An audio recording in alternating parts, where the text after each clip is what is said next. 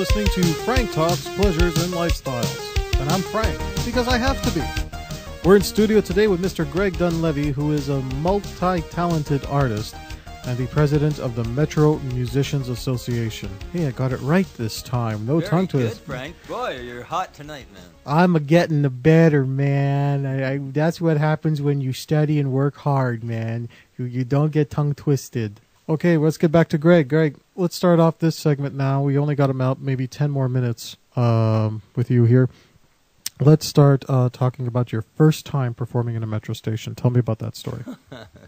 Yeah, that was pretty comical, Frank. I had just gotten back to Montreal. I'd been away for several years, and it was I had been back for about maybe 7-8 months, and I was really tight for money. I was an artisan at the time, a craftsman. And I was trying to make my way in music. And I didn't know how I was going to pay my debts and just get above board. And one of my friends suggested that I go and play music in the Metro. He said, well, he says, I've seen, you play well enough, and I've seen other people do it, and they seem to be, making a few bucks anyway, give it a shot.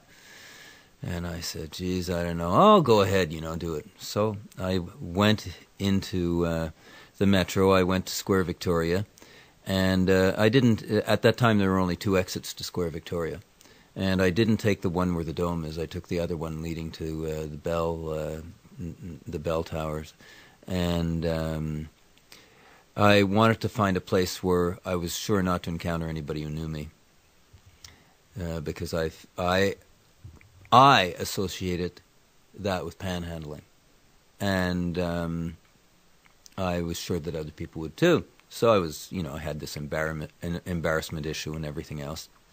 So I play, and at the end of about 3 hours, I count up my money, and I thought, oh, well, I'm coming back here tomorrow, and there went the embarrassment right out the window.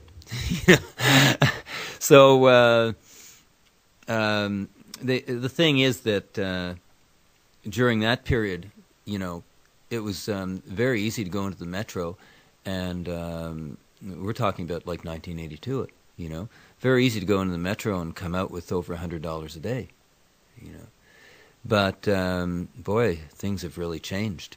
The economy, everything's gone up. The dollar is worth about 3 times, maybe 4 times what it was back then.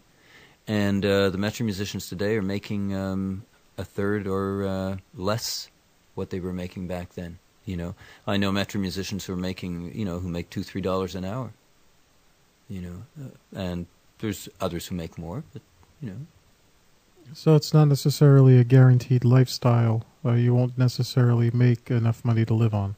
No, you don't necessarily make enough money to live on. I guess I'm one of the lucky ones because I don't put all my eggs in one basket. And cliche, and but I try to spread myself out in as many areas as I can, and at the same time tie all those areas together. I'd like to ask you, looking towards the future, what are some of your future aspirations, not only with yourself as an artist, but also as president of the Metro Musicians Association? Well, I'd like to see the Transport Commission be a little more flexible with us, rather than punishing all the musicians for the sake of 1 or 2 musicians who are really cranking up their amps to an intolerable level. Give us auditions and permits, and in that way, you can penalize the musicians who are abusing the system. I'd also like to see them give us more recognition as an association. That hopefully is on its way to coming. I've just retaken the helm as president of the Metro Musicians Association a year ago, and when I took it back again, it took me almost 6 months just to find out who in the Transport Commission had our file. So things had been in a state of chaos with the association for the last little bit of time. But we're getting that back online now. Time for some final thoughts. Greg, is there anything that you would like to talk about for your final thoughts on your interview? You know, one thing that I really love is the opportunity that this lifestyle gives me to travel. I can travel whenever I want, you know. And I enjoy life. I really enjoy my life. And one thing that I find really great and fulfilling is knowing that I have the power to bring pleasure to people. And when I get little notes of thank you in my case, and I get people telling me how I fill their days with pleasure and sunshine, and I see the smiles on little kids' faces when I'm up in my stilts, I mean, you know, what better fulfillment can you have than that?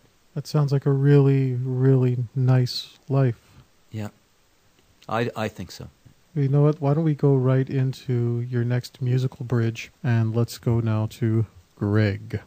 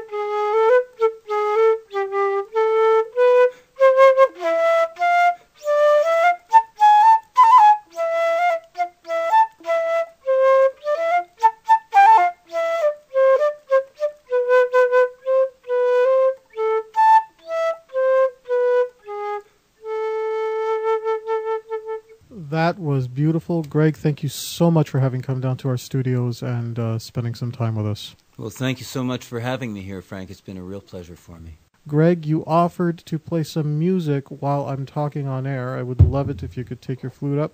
Sure. And you can just play whatever you want. Let's go. This week's crew on Frank Talks Pleasures and Lifestyles. First of all, I would like to thank Zoltan King, my right-hand man, my website manager, and the internship trainer. And yeah, you want all the more titles, eh, Zoltan? Okay, well, you've earned them. You've earned them. Is there anything you don't do on this show, Zoltan? Thank you very much for your participation.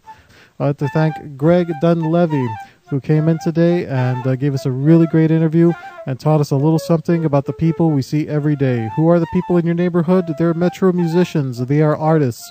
And Greg gave us a little bit of an insight into their life. And thank you all very much for participating.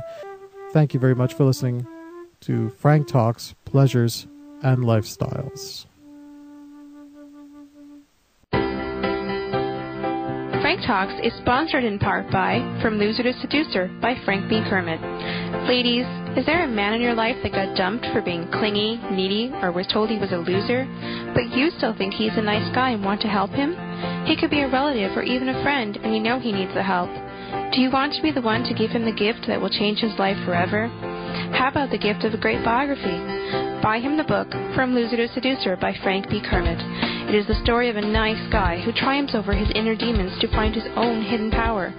Help the nice guy in your life discover his inner seducer to find his soulmate. Buy this book now at franktalks.com.